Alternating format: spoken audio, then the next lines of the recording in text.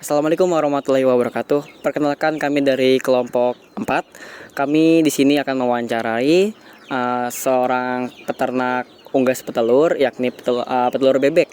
Nah, di sini saya sudah bertemu sama salah satu peternaknya. Coba kita sambut dulu dengan Assalamualaikum Pak. Dengan Bapak siapa Pak?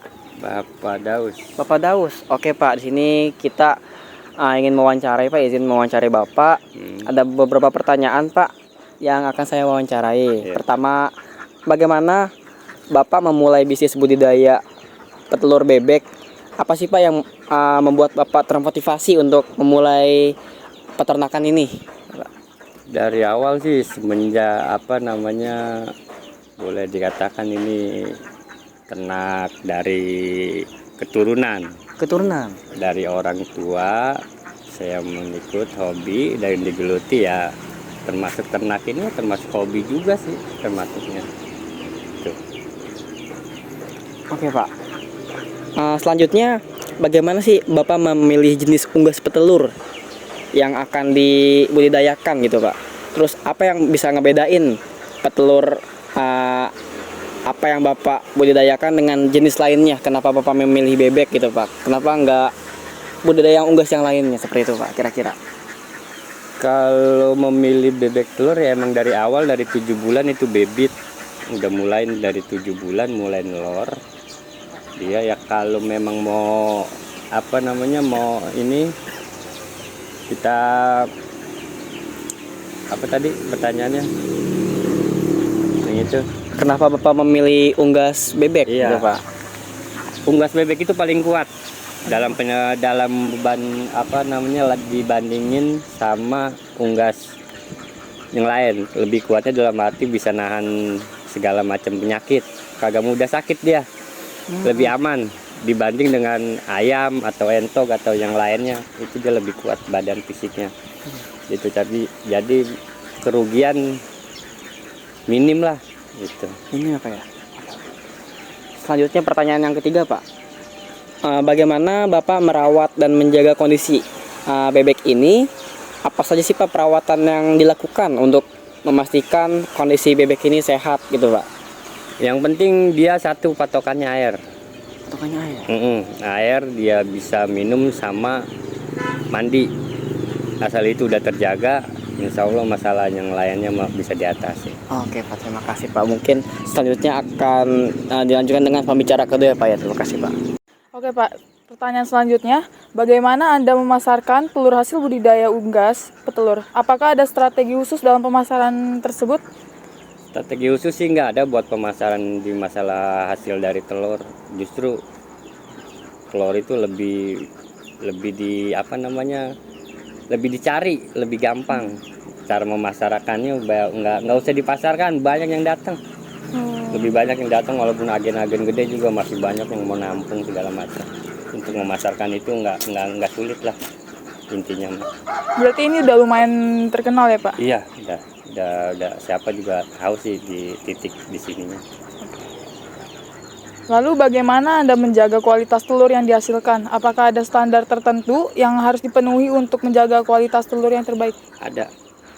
Kita pakan itu paling utama karena kita menghasilkan telur omega.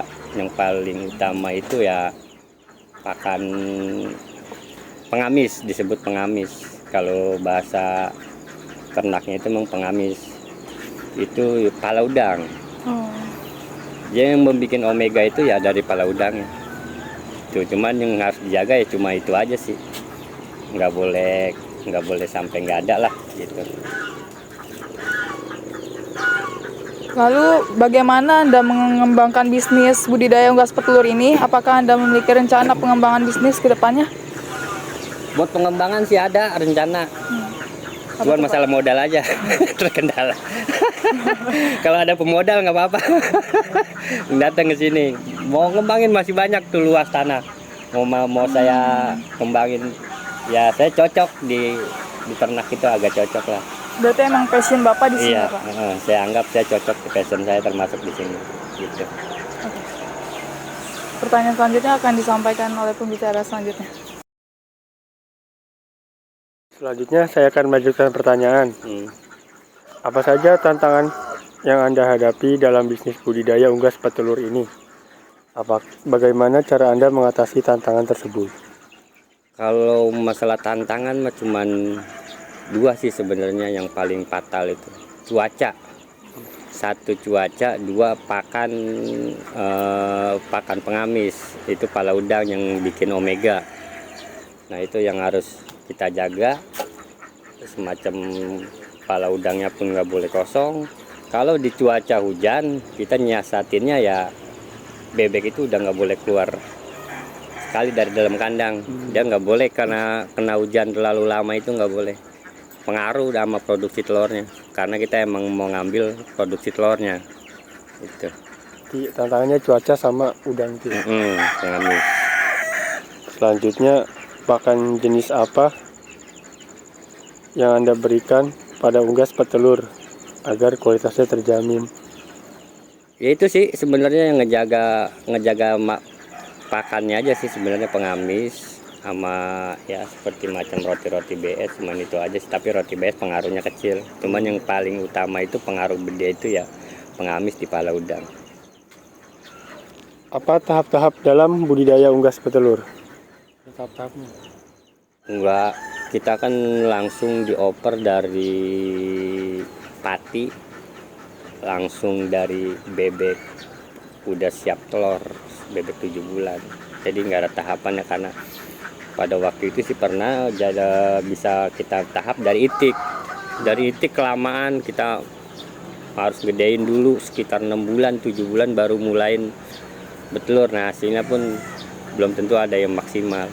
Ya gitu aja sih sebenarnya tahapannya, nggak ada tahapan yang lain-lain.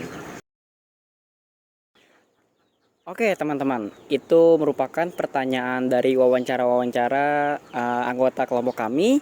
Mungkin selanjutnya kita akan penutupan dengan Bapak Daus. Pak Daus, terima kasih banyak Pak atas wawancaranya dan udah mempersilahkan saya sama kelompok saya untuk berkunjung di peternakan petelur Bapak ya Pak ya. Mungkin cukup itu Pak wawancara dari Bapak sama kita. Kurang lebihnya mohon maafkan ya Pak ya kalau ada kesalahan dalam kata ataupun pengucapan yang mungkin gak enakan di hati Bapak. Terima kasih Pak. Wassalamualaikum warahmatullahi wabarakatuh. Dadah.